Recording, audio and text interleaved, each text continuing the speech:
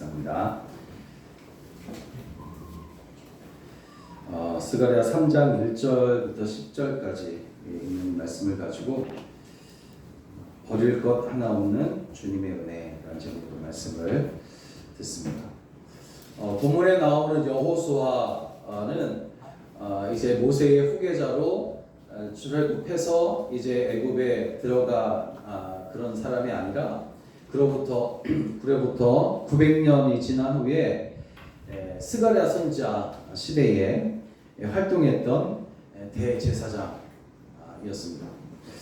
이렇게 여호수아라는 이름을 가진 이들이 몇몇 있었는데 예수와 같은 사람도 있고 또 여호수아 금방 말씀드렸던 모세의 후계자였던 여호수아 그리고 스가랴 시대의 대제사장 여호수아 사실 예수님의 이름도 여호수아에서 파생된 이름이 바로 예수라는 이름입니다.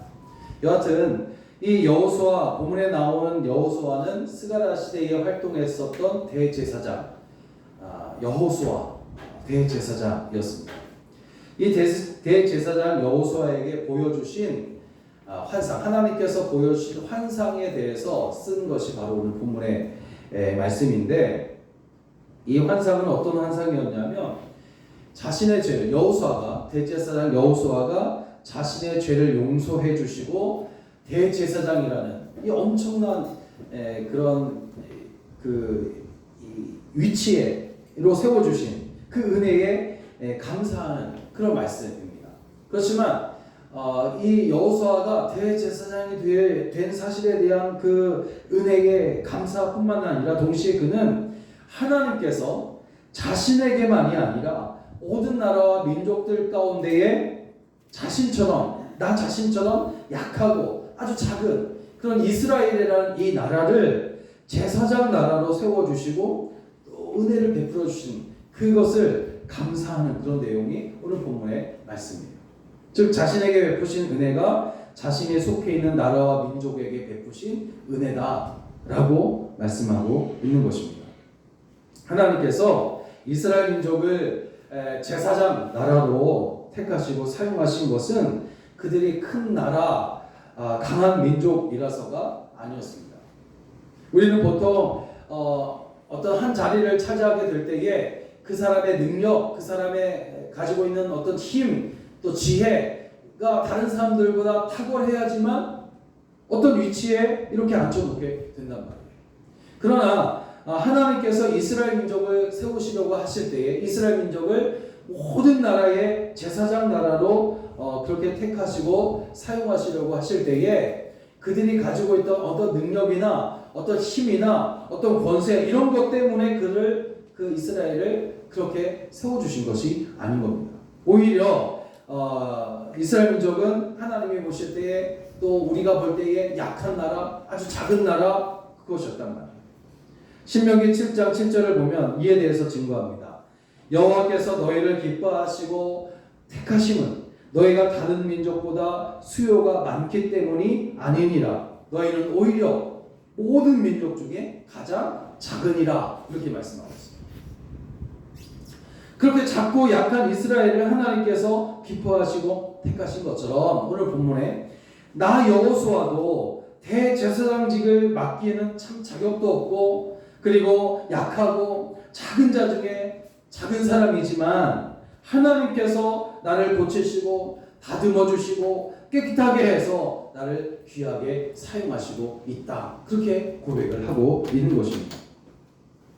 바로 이런 내용을 가지고 하나님께서 그에게 환상을 보여주시는데 그 내용, 그 환상의 내용을 보면 어떤 내용이냐면 여호수아는 자신이 마치 타다 남은 나무와 같아서 목재로도 쓸 수 없고 여러분 타다 남은 나무 반쪽은 타 있고 반쪽은 그대로 있는 그 나무 그것은 목재로도 사용할 수 없어요. 그리고 그렇다고 수추로도 쓸 수 없는 그야말로 아무 쓸데없는 그런 존재라고 자신을 그렇게 말하고 있는 겁니다. 7절을 보니까 이는 불에서 꺼낸 그슬린 나무가 아니냐라는 것입니다. 자신이 어떤 사람인지를 말하고 있어요. 그러나 여러분 하나님은 이렇게 타다 남은 나무 같은 여호수아의 죄를 용서해 주시고 그가 입고 있었던 더러운 옷을 다 벗겨버리시고 아름다운 옷으로 갈아입혀 주셨다는 것이죠. 그리고 정결한 관을 그의 머리에 씌워서 여호와의 천사 곁에 세워 주십니다. 4절 5절의 말씀입니다. 여호와께서 자기 앞에 선 자들에게 명령하사 그 더러운 옷을 벗기라 하시고 또 여호수아에게 이르시되 내가 내 죄악을 제거하여 버렸으니 내게 아름다운 옷을 입히라 하시기로 내가 말하되 정결한 관을 그의 머리에 씌우소서 하매 곧 정결한 관을 그 머리에 씌우며 옷을 입히고 여호와의 천사는 곁에 섰다. 이런 환상을 지금 대제사장 여호수아가 보고 있는 겁니다. 누가복음 15장을 보면 아버지의 재산을 가지고 먼 타국에 가서 허랑방탕하게 다 써버린 후에 거짓 신세가 된 아들이 이제 아버지 품으로 돌아왔을 때에 그 아들은 아버지의 집을 떠난 아들이었고 세상에 나가서 온갖 죄를 지은 아들, 방탕한 아들, 탕자였단 말이에요. 그렇지만 그가 아버지와 또 아버지의 집을 생각하고 회개하고 돌아왔을 때에 크게 기뻐하며 품에 안고 또 입을 맞추며 가락지를 끼우고 살찔 송아지를 잡아 찬치를 열고 자녀의 권세를 회복시켜 주시는 아버지의 모습을 우리가 볼 수가 있어요. 이렇게 대제사장 여호수아나 탕자의 이야기를 비롯해서 성경에는 하나님께서 귀하게 사용하셨던 사람들을 많이 소개하고 있습니다. 그들은 모두 다 쓰레기처럼 버려질 수밖에 없었던 그런 사람들이었지만 하나님이 그들의 죄를 용서하신 후에 그들을 거룩하고 또 영광스럽게 만드시는 것을 우리가 볼 수가 있는 겁니다. 여러분, 이렇게 아무 쓸데 없어졌다고 했던 사람이라도 하나님께는 모두가 다 사랑하는 그런 자녀이기 때문에 주님은 누구도 그들을 외면하지 않으시고 모든 사람들에게 은혜와 긍휼을 베풀어 주십니다. 그리고 순종하는 사람을 축복하시고 그를 귀하게 사용하시는 분이 바로 우리 하나님이시라는 거죠. 가끔 저는 이런 생각을 합니다. 과연 나는 쓸모있는 사람인가? 아니면 쓸모없는 사람인가? 그런 생각을 참 많이 해요. 여러분, 하나님께 우리는 모두가 다 천하보다 귀한 한 생명이기에 누구도 버려질 인생은, 쓰레기통에 버려질 인생은 하나도 없는 줄로 믿으시기 바랍니다. 첫째로 하나님께는 소중하지 않은 사람이 없어요. 모두가 다 소중한 사람이에요. 여호수아는 자신이 버려질 사람, 또 불필요한 사람, 또 있으나마나한 사람 그렇게 생각했단 말이에요. 그런데 하나님은 그렇게 생각하지 않고 있어요. 자신은 그렇게 생각했단 말이에요. 나는 쓸모없는 사람이구나. 나는 불필요한 사람이구나. 있으나마나한 사람이구나. 그렇게 생각하고 있었어요. 여호수아는. 그런데 하나님은 그렇게 생각하지 않는 거예요. 하나님은 그를 꼭 필요한 사람으로 또 귀하게 사용할 사람으로 여기시고 계셨다는 겁니다. 마가복음 8장 36절에서 예수님은 사람이 온 천하를 얻고도 제 목숨을 잃어버리면 무엇이 유익하리요? 라고 했는데 온 천하보다 한 생명, 한 목숨을 하나님이 더 귀하게 여기신다. 그런 말씀입니다. 누가복음 12장 7절에서는 너에게는 심지어 머리털까지 다 세신 바 되었나니 두려워하지 말라. 너희는 많은 참새보다 귀하다. 그렇게 주님이 말씀하시고 있어요. 여러분, 세상에서 인정받지 못하거나 또 두각을 드러내지 못한다 해서 여러분 절망하거나 낙심하지 않아도 되는 이유가 있습니다. 그것은 바로 하나님께서 우리 한 사람 한 생명을 다 인정해 주시고 가장 가치 있는 존재로 불러주시기 때문인 줄로 믿습니다. 하나님은 우리를 쓸모없어졌다고 버리지 않습니다. 상한 갈대를 꺾지 않으시고 꺼져가는 심지를 끄지 않으시는 하나님. 세상에서는 여러분 상한 갈대는 쓸모없다 해서 아예 꺾어버리고 일어서지 못하게 하고 살지 못하게 한단 말이에요. 꺼져가는 심지도 이제 불이 약하다고 해서 세상에는 아예 꺼버리고 맙니다. 그렇지만 우리 주님은 우리가 상한 갈대 같고 또 꺼져가는 심지 같다 할지라도 꺾지 않으시고 끄지 않으시는 분이 바로 하나님이시라는 거예요. 하나님께는 불필요한 인간이 하나도 없고 또 있으나마 하나는 그런 깍두기 같은 사람도 없다는 것이에요. 남는 사람 없이 모두가 모두가 다 귀하게 또 가치 있게 주께서 우리를 사용하시는 줄로 믿습니다. 집을 나간 탕자의 비유를 보더라도 아버지 품을 떠났을 때 그는 돼지치는 종의 신세가 되었습니다. 그리고 그가 아버지께로 이제 돌아오니까 그는 이제 잃어버렸다 찾은 아들이 되었고 돌아온 아들이 되었고 자녀의 권세가 즉시 회복되어진 역사를 경험하게 되는 거예요. 하나님께 우리는 모두가 유익하며 또 존귀한 사람들이고 하나도 버릴 것 없는 하나님의 자녀들인 줄로 믿습니다. 목공소에서 연장들이 모여서 싸우기 시작해요. 망치 보고는 맨날 두드려 패냐하면서 막 시끄럽다고 말하고 톱을 향해서 너는 언제나 자르기만 해서 기분 나쁘고 그리고 줄자에게는 너는 항상 내가 잰 것만 옳다고 하니까 막 재수 없고 또 대패에게는 너는 늘 깎아내기만 하느냐 못에게는 너는 왜 맨날 아프게 파고만 들어오느냐 하면서 막 모든 연자들이 서로에게 필요 없다고 막 싸우는 거예요. 그런데 잠시 후에 목수가 딱 나타나더니 목수가 자로 재고 톱으로 자르고 대패로 밀고 망치로 못을 받고 해서 아주 튼튼하고 예쁜 아름다운 의자를 만들어 놓는 겁니다. 이렇게 목공소에 있었던 이 연장들은 목수가 튼튼한 의자를 만드는데 모두를 필요로 한다는 것을 알고 사이좋게 지냈다는 그런 이야기. 여러분, 하나님은 목수이십니다. 우리 주님 목수이세요. 목수이신 하나님은 당신의 뜻을 이루시려고 우리 모두를 쓸모있게 사용하시는 분이신 줄로 믿으시기 바랍니다. 우리는 여러분 목수가 없을 때에는 우리는 서로를 막 헐뜯고 꼬집고 두들겨 패고 막 서로 막 그렇게 싸운단 말이에요. 그러나 목수이신 하나님께서 우리를 불러주실 때에 우리 한 사람 한 사람은 다 귀하게 쓰여지는 하나님의 도구가 되는 줄로 믿습니다. 출애굽기 17장을 보면 이스라엘 군대가 아말렉과의 전쟁에 아말렉은 이 광야에서 아주 잔인하기로 소문난 그런 민족. 그래서 이 민족과 아말렉과 전쟁이 벌어져요. 그리고 이스라엘 군대가 큰 승리를 얻게 된 일을 기록하고 있는데 그때의 승리는 모세가 혼자서 산 위에 올라가서 기도함으로 이긴 것이 아니었어요.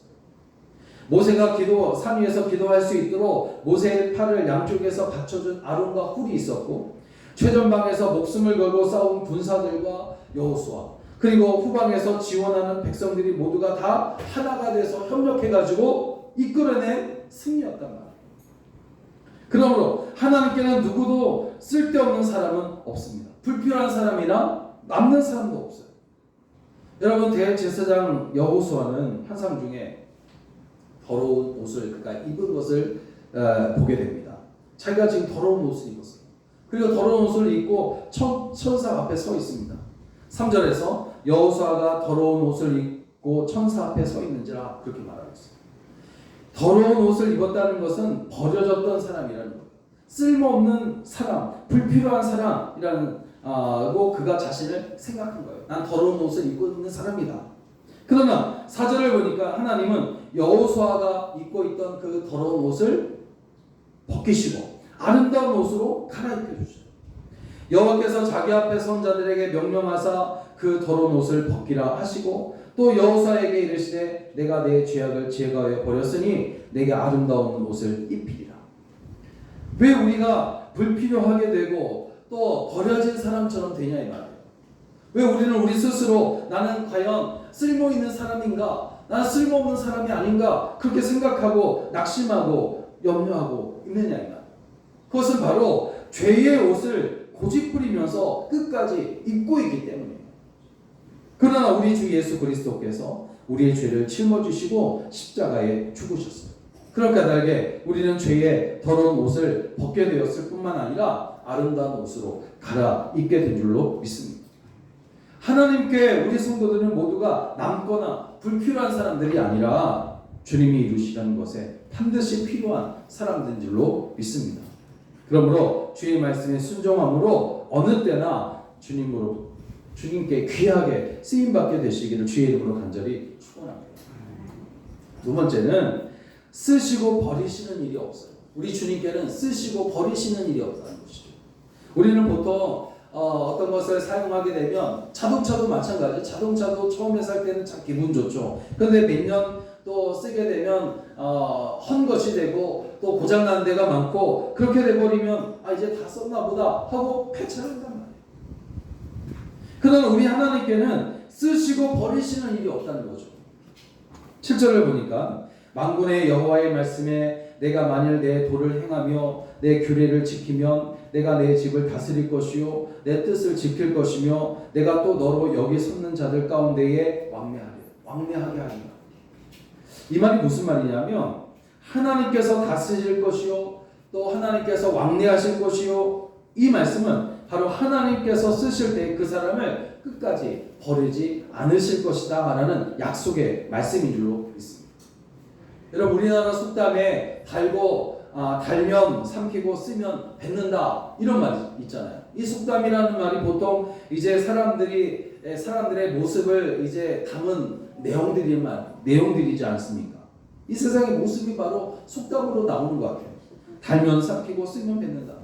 필요할 때는 막 이용해 먹고 불필요하게 되면 사정없이 버린다. 그 말 아니겠습니까? 이것이 바로 우리가 사는 세상의 모습이에요. 그렇지만 여러분, 확실하게 우리가 해야 될 것이 있어요. 그것은 바로 하나님은 우리와 같지 않으셔서, 세상과 같지 않으셔서 그 누구라도 끝까지 버리지 않으시고 귀하게 쓰신 만큼 또 상급도 예비해 놓으신다는 사실이에요. 이 믿음을 갖게 되시기를 주의 이름으로 축원합니다. 마태복음 25장에는 충성된 종에 대한 말씀이 나옵니다. 주인이 종들에게 각각 5달란트, 2달란트, 1달란트를 맡기고 먼 나라로 갔다가 돌아옵니다. 그리고 종들을 불러놓고 보고를 받아요. 그랬더니 이제 5달란트 받은 종이 5달란트를 남기고 또 2달란트를 받은 사람이 2달란트를 또 남깁니다. 종으로서 주인에게 충성한 거예요. 충성한 종에게 주인이 뭐라고 말하냐면 착하고 충성된 종이다. 이렇게 칭찬을 아끼지 않습니다. 그런데 주인은 칭찬하는 것으로 끝내지 않고 있어요. 마태복음 25장 23절을 보면 주인은 그렇게 충성한 종들에게 뭐라고 말하냐면 잘하였도다 착하고 충성된 종아, 내가 적은 일에 충성하였으니 내가 많은 것을 내게 맡기리니 내 주인의 즐거움에 참여하리라. 2가지 복을 더 주는 거예요. 2가지를 더 주는 거예요. 하나는 적은 일에 충성했더니 많은 것을 맡은 사람이 됩니다. 또 주인을 위해 잔치상을 차리고 수종을 드려야 했던 종이 이제 주인의 잔치에 참여하는 참여자가 되는 영광을 누리게 됩니다.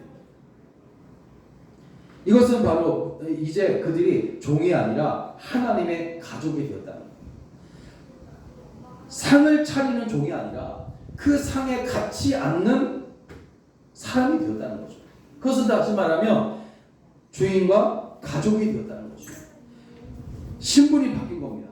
종과 가족의 차이가 뭔지 아십니까? 종은 언제든지 버려질 수 있어요. 그렇지만 가족은 버리려고 해도 버릴 수 없어요. 버려질 수 없는 것이 바로 가족입니다. 그러니까 여러분, 이렇게 정말 하나님은 충성하는 우리를 더욱 귀하게 사용하시고 버리지 않으시고 더 큰 상급을 주시는 분이신 줄로 믿습니다. 여러분, 하나님께서 우리 교회를 사용하시고 또 우리 모두를 사용하셨다면 사용하신 만큼 더 존귀한 영광의 면류관을 씌워주실 것을 믿고 더욱 주의 일에 믿음으로 순종하시기를 바랍니다. 하나님께서 하나도 버릴 것이 없는 은혜로 풍성하게 채워주실 것입니다. 이제 마지막으로 다듬고 고쳐서 쓰세요.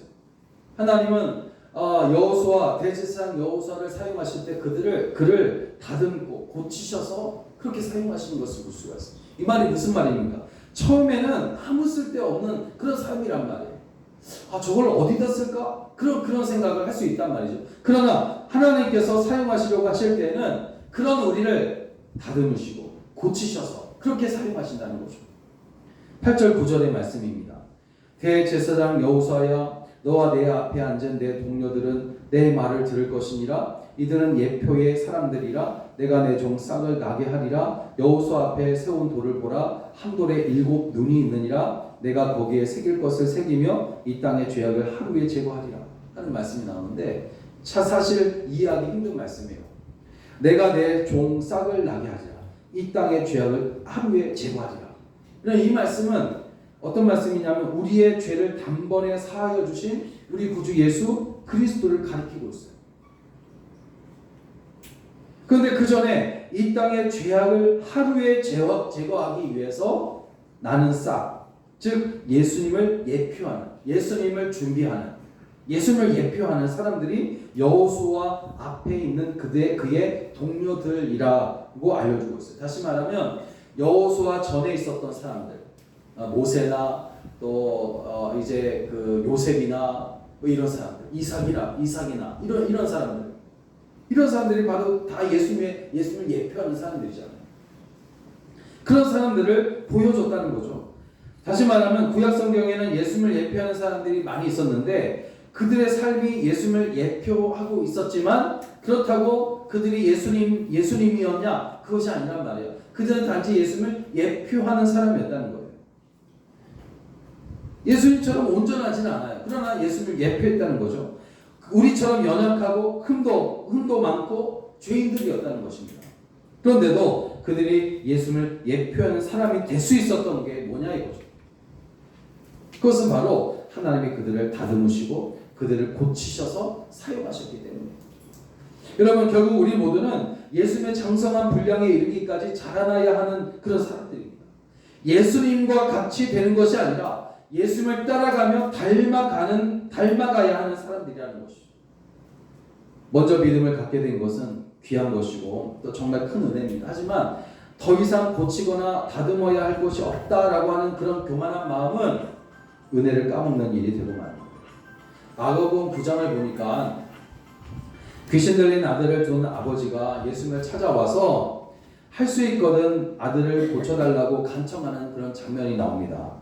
이 아버지의 믿음은 사실 믿음이라고는 할 수 없어요. 사실 예수님을 비웃는 그런 말을 한 겁니다. 고치실 수 있으면 한번 고쳐보십시오. 그런 말이거든요. 책망받을 일이에요. 그러나 예수님은 그 아버지를 책망하지 않고 그의 말을 고쳐주십니다.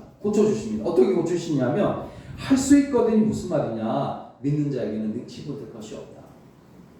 하시면서 그 아버지의 말했던 그 믿음을 다듬으시고 고쳐주세요. 그랬더니 고침을 받고 다듬어진 이 아버지가 말합니다. 주여, 제가 믿나이다. 나의 이 믿음 없음을 용서하십시오. 그래서 믿게 되는 거죠. 이렇게 하나님은 우리의 불완전한 믿음을 완전하게 하시고 복받는 믿음으로 고치시고 다듬으세요. 교만했던 바울을 꺾어 사용하셨고 요나 선지자를 물고기 뱃속에서 회개시켜가지고 그를 다시 쓰셨어요. 그리고 말보다 행동이 앞서고 감정이 앞서서 일을 그르치는 일이 많았던 베드로를 아주 침착한 사람으로, 차분한 사람으로 사용하셨어요. 천둥의 자식이에요. 불붙듯 성격이 막 불같은 사람이라고 불렸던 야고보와 요한, 이 두 형제는 예수님이 사랑의 아들로 그렇게 만드셨어요. 겸손한 사람으로 만들어서 그들을 사용하세요.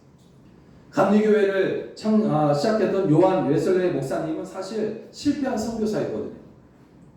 실패했어요. 그건 실패한 선교사였어요. 그런데 하나님께서 성령으로 그를 충만하게 하셔서 감리교회를 시작하게 하신 거 아닙니까? 이렇게 하나님은 다듬고 고쳐서 쓰시는데 전문가이십니다. 부족한 것은 채워 쓰시고 안 되는 것은 되게 해서 쓰시는 분이 바로 우리 하나님이에요. 이러니 여러분, 세상에 하나님께 쓰임받지 않은 사람이 어디 있겠습니까? 성격이 못된 사람도 많고 교만한 사람도 많고 거짓말하고 욕심으로 가득한 사람들이 얼마나 많냐면 또 명예욕에 빠져있고 권세욕에 빠져있는 사람도 얼마나 많습니까? 우리가 볼 때는 한 사람도 하나님의 존귀하고 거룩한 일에 사용될 만한 자격을 갖춘 사람이 없어요. 그렇지만 누구라도 하나님께서 쓰시고자 하실 때에는 버려질 사람은 아무도 없는 줄로 믿으시기 바랍니다. 예수님이 억눌린 자에게는 자유를 주시고 죄인은 용서해 주시고 굶주린 자는 먹여주시고 목마른 자에게는 생수를 마시게 하신 이유가 뭘까요? 단순히 그렇게 하심으로 인해서 우리에게 복 주시기 위해서 형통하게 하시기 위해서 그렇게 하신 겁니까? 아니지 않습니까? 그들을 변화시켜 쓰시기 위해서임을 우리가 결코 잊지 말아야 할 것입니다. 사랑하는 여러분, 하나님께 우리 모두는 버려질 수 없는 하나님의 백성이요 또 자녀고 일꾼입니다. 혹 우리가 부족하고 또 못난 모습으로 살아왔을지라도 하나님은 그런 우리를 고치시고 다듬으시고 변화시켜서 쓰신 다음에는 이용가치가 떨어졌다 버리지 않으시고 더 귀하게 더 복되게 그렇게 우리에게 큰 일을 맡기시는 줄로 믿습니다. 하나님께는 남는 인간도 불필요한 사람도 없어요. 그러므로 우리가 할 일은 주님 말씀하시면 내가 순종하겠습니다 라는 이런 믿음과 우리 자신을 하나님 앞에 겸손히 내려놓는 것뿐입니다. 그렇게 함으로 인해서 우리 성도들 모두가 하나님께 복되고 귀하게 쓰임받아서 상급받고 함께 하나님께 영광 올려드리는 그런 삶을 여러분 살아가게 되시길 간절히 축원합니다. 기도하겠습니다.